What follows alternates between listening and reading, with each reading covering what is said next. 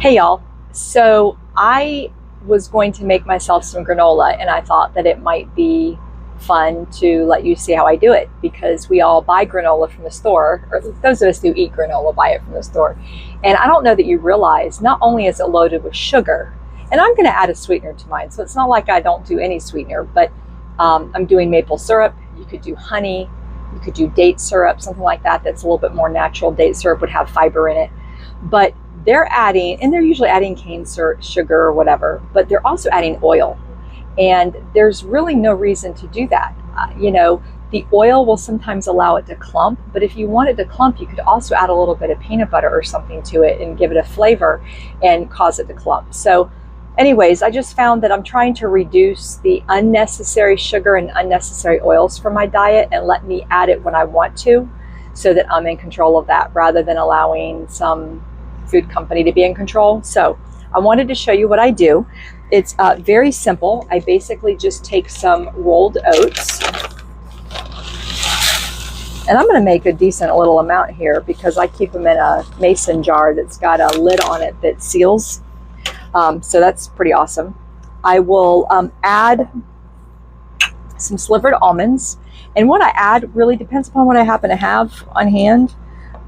This time I've got some slivered almonds, so that'll go in there. I wish I had pumpkin seeds. I'm a little annoyed because I just went to the grocery store and I forgot pumpkin seeds because I would add those. I also add some raw sesame seeds. I'm sorry, not sesame seeds, sunflower seeds. So raw sunflower seeds. Again, I'm trying to keep the ones that are roasted in oil out of the diet. I'll add a little bit of hemp seed as well. It's good for your omegas, that along with flaxseed. And I will add some Ceylon cinnamon. Cinnamon is good for a lot of reasons, an antibacterial, antifungal, but it also helps with weight loss, believe it or not. Now, if you're adding this into something like that I'm getting ready to put in with maple syrup, I don't know that it necessarily counteracts or counterbalances the maple syrup, but it really is a good flavor in my cinnamon, so I like it. So I'm going to add that after I add the maple syrup. And then I also utilize flax seeds. Now, something about flax seeds that you should know is that people who utilize flax seeds do it because it's an added source of protein. It's an added source of your omegas so that you have the proper balance between omega-3 and 6s. But if you're just eating the seeds whole in anything, then you're probably pooping them out. Your body is not digesting them quick enough for the process to happen. So you're really not getting much out of it.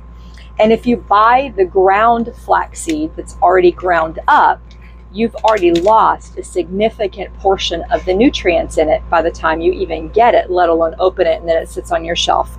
So what I do is I keep the flax seeds, and I usually keep them in my freezer just because it's easy to grab them from there when I'm grabbing my stuff for my smoothies in the morning. And then I will put them in a coffee grinder. So I do this in the mornings with my smoothie. And now if you want to do it ahead of time, what you could do is you could ground some and keep it in a container in the freezer, because the freezer will preserve some of those nutrients. But again, if you want it the freshest, and the freshest way to do it is to put some in a coffee grinder. Typically I'll do a tablespoon a day. I've probably got 3 tablespoons in here now. And then you hit the coffee grinder. Sorry for the noise. And then it just takes literally a couple seconds and you have flaxseed, ground flaxseed to put in there. With my spoon, I'll stir it up. Decide if I have enough of what I want in here or if there's something else I want to add. Again, I wish I had pumpkin seeds, but I don't. And then you can add either a little bit of date syrup, which is nothing but dates that are ground down and filtered out. You've got, it's not processed in any way or cooked in any way, so you still have the fiber from it. So that'd be a great way to do if you want to maintain your fiber. And if you just want to have a little bit of sweetness, then I add enough maple syrup. And this is not a specific recipe. You just kind of add it until it looks the way you want it to look. But I add enough maple syrup to where everything is covered and sticks together. Then I will add the cinnamon. If you wanted to add a little bit of nutmeg, you could certainly do that. You could add a little bit of vanilla. In fact, I probably will do that. So you like where I keep my spices? When you live in an RV, that's where you have room for things like that. You know how that goes.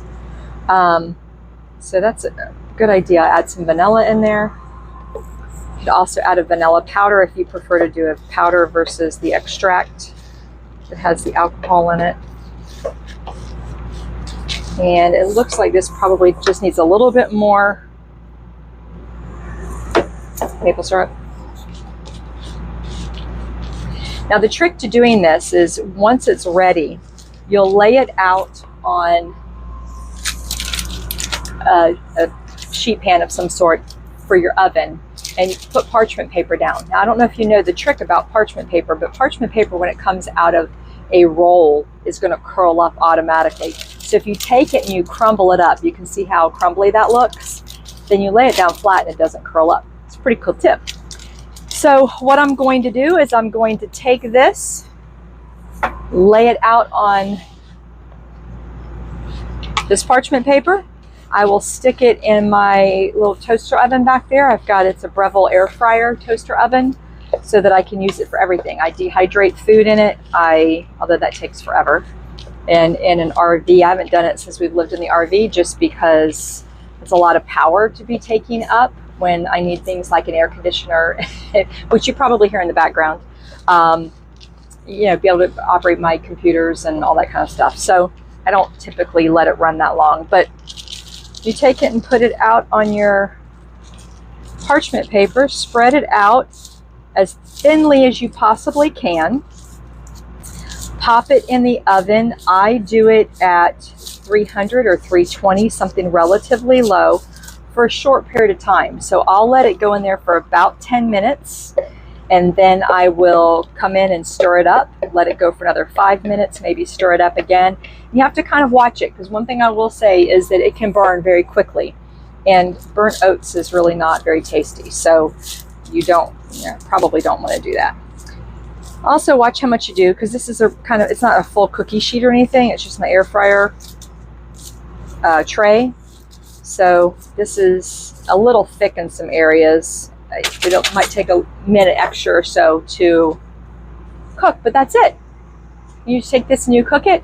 When I'm done with it, this is one of the tricks. When I'm done with it, I'll let it cool off, and then after I let it cool off, I'll put it in the mason jar that I keep it in. But I will, when I go to eat it, if I want some fruit on it, I'll add the fruit then. So I'll either add like dried dates, or I'll add blueberries, strawberries. If you want to add dried fruit, you can. Don't do it before you cook it though, because let me tell you what, I made that mistake once, and I put some of the chopped dates in before I cooked it, and they were like eating rocks. So you don't want to do that. Definitely has to happen after it cooks, usually when you're just serving it up. So what I'm going to do when I'm done with this is I'm actually going to make an acai bowl, because I've been craving one. And there was a place in Jensen Beach I could get a great acai bowl from, but it was like $9, number one, so it was expensive. Number two, I don't live there anymore, so I've had to learn how to make my own.